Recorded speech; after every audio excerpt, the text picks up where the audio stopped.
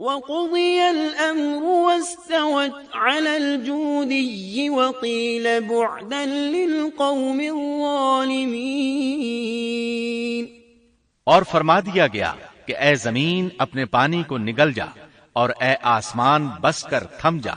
اسی وقت پانی سکھا دیا گیا اور کام پورا کر دیا گیا، اور کشتی جودی نامی پہاڑ پر جا ٹھہری، اور فرما دیا گیا کہ ظالم لوگ اللہ کی رحمت سے دور ہیں۔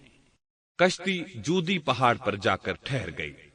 اب انہیں حکم ہوا کہ سلامتی کے ساتھ کشتی سے اتر آئیں، آپ پر بھی برکت نازل ہوگی اور ان قوموں پر بھی جو آئندہ آپ کی نسل سے پیدا ہوں گی، اور آپ کی نسل میں سے کچھ لوگ ایسے بھی ہوں گے جنہیں ہم فائدہ تو ضرور پہنچائیں گے، پھر انہیں ہماری طرف سے دردناک عذاب پہنچے گا۔ بہت سی روایات میں یہ بات مذکور ہے کہ نوح علیہ السلام ایک لمبی مدت یعنی 6 ماہ کشتی میں طوفان تھم جانے کا انتظار کرتے رہے۔ آپ نے طوفان کے حالات معلوم کرنے کے لیے ایک کبوتر بھیجا جو واپس آ گیا، اسے پاؤں رکھنے کو جگہ نہ ملی۔ اسے دوبارہ بھیجا گیا تو وہ پھر واپس آ گیا۔ چند دن بعد اسے پھر بھیجا گیا تو وہ اپنی چونچ میں زیتون کی ایک ٹہنی لیے ہوئے تھا۔ اس سے نوح علیہ السلام نے معلوم کر لیا کہ پانی زمین سے کچھ ہی اونچا رہ گیا ہے اور درخت وغیرہ اگ چکے ہیں۔ کچھ دن بعد اسے پھر بھیجا گیا۔ اس مرتبہ وہ واپس لوٹا تو اس کے پاؤں خاک آلود تھے۔ نوح علیہ السلام نے سمجھ لیا کہ طوفان رک گیا اور زمین خشک ہو چکی ہے۔ سیرت کی کتب میں یہ واقعہ موجود ہے۔ اسی کی بنیاد پر سیرت نگاروں کا کہنا ہے کہ کبوتر کا آنا سلامتی کی علامت تھا، اور اس کی چونچ میں زیتون کی ٹہنی نوح علیہ السلام کی بادشاہت کی طرف اشارہ تھا۔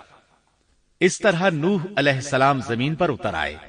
اس وقت اولاد آدم میں سے کوئی انسان سوائے ان لوگوں کے زندہ نہیں بچا تھا۔ جزیرہ عرب، فلسطین اور ان کے ارد گرد کا علاقہ غرق ہونے سے محفوظ رہا۔ ان کے علاوہ تمام زمین غرق ہوئی تھی، سب کے سب۔ وقضي الأمر واستوت على الجودي وقيل بعدا للقوم الظالمين۔ اور فرما دیا گیا کہ اے زمین اپنے پانی کو نگل جا اور اے آسمان بس کر تھم جا۔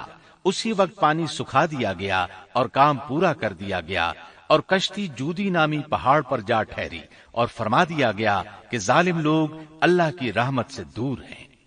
کشتی جودی پہاڑ پر جا کر ٹھہر گئی۔ اب انہیں حکم ہوا کہ سلامتی کے ساتھ کشتی سے اتر آئیں، آپ پر